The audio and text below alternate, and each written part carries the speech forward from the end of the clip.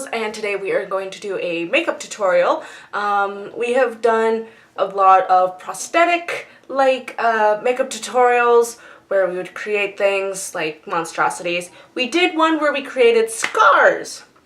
Now, as you always know, I always have a line over an eye in all my little cards that I do for the most part, and there's a reason why. I actually had one there before. I have a tendency to trip and fall during the winter ice, and I've screwed up my face a couple times. So this was a lot worse than it was before, but I still had one before. But so we're going to do, instead of making scars, we are going to cover them up. For the first thing you want to do, even if it's a bright red scar like this one or a very pale scar, you want to have a color corrector. Now this color corrector, you can just use a basic eyeshadow like what I'm going to use. I'm going to use this one right here. I'm going to use Underdog here. It's a burnt red color. Now the reason we're going to use a burnt red, burnt orange, instead of like a neutral or something, is because you're doing a color correction. So because it's too pale or too bright, you gotta correct it in order to, well, blend it into your skin and make it look natural again, instead of, again, being too pale or too bright. So you're going to want to put on a little bit just on the scar.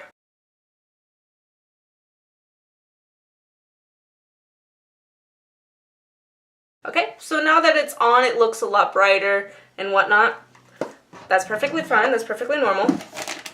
Now what you want to do is, depending on what your scar is like, okay, so because scars can look blended perfectly fine with the skin, or they can be raised or etched in.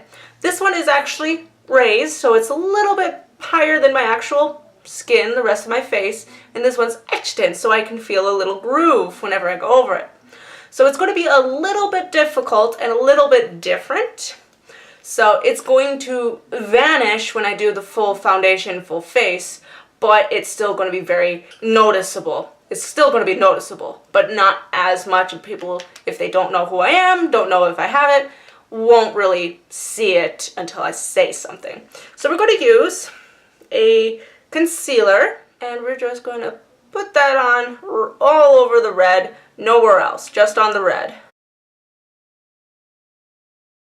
And if you need to, you can do 1 or 2 applications, or even 3, if it's not to where you like. So let's go ahead and buff that in.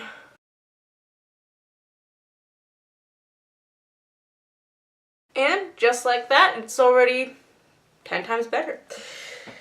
Alright, so you're going to want to use a liquid foundation and a powder foundation that matches your skin tones. And since I have a more blotchy complexion, a little bit more rosy cheeks, normally you can just do the scar, let it be on your face, your hands, your neck, your arms, legs, wherever you don't want it and you want to cover it up. You can use this trick anywhere. But since I have that blotchy complexion, I have to do a full face, but otherwise you can just do that scar instead of everything. So I'm going to do my full face.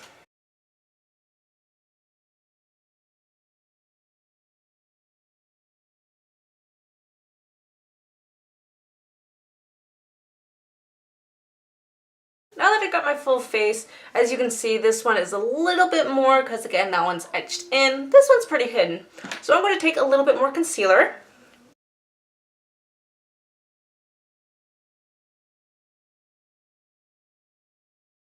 And now we're going to start with this.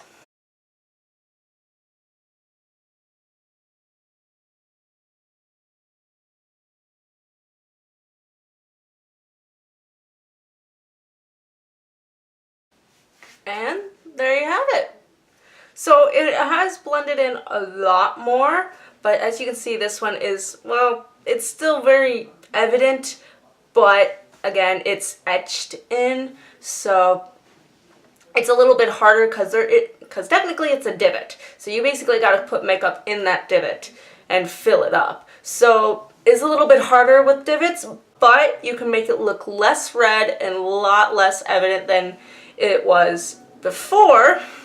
So it's just a simple, quick way to make it less noticeable. It won't completely make it disappear, but it'll make it a lot less noticeable. So when you're going out, if there's something that you don't like or whatever makes you a little bit embarrassed, or you don't like it when people look at it or whatnot and just stare. I get that every once in a while. But if you want to make it disappear into your normal skin, this is a good way to do that. Again, you need to do the red eyeshadow for color correction, and then with your skin tones, use concealers as many times as you need, as you want it to look more, well, less there. So I hope this little guide and tutorial helped you guys. If you did, like it. And if you have any more suggestions of prosthetics, makeup effects, or even makeup just in general, let me know down in the comments. And have a great day and a beautiful life. Bye!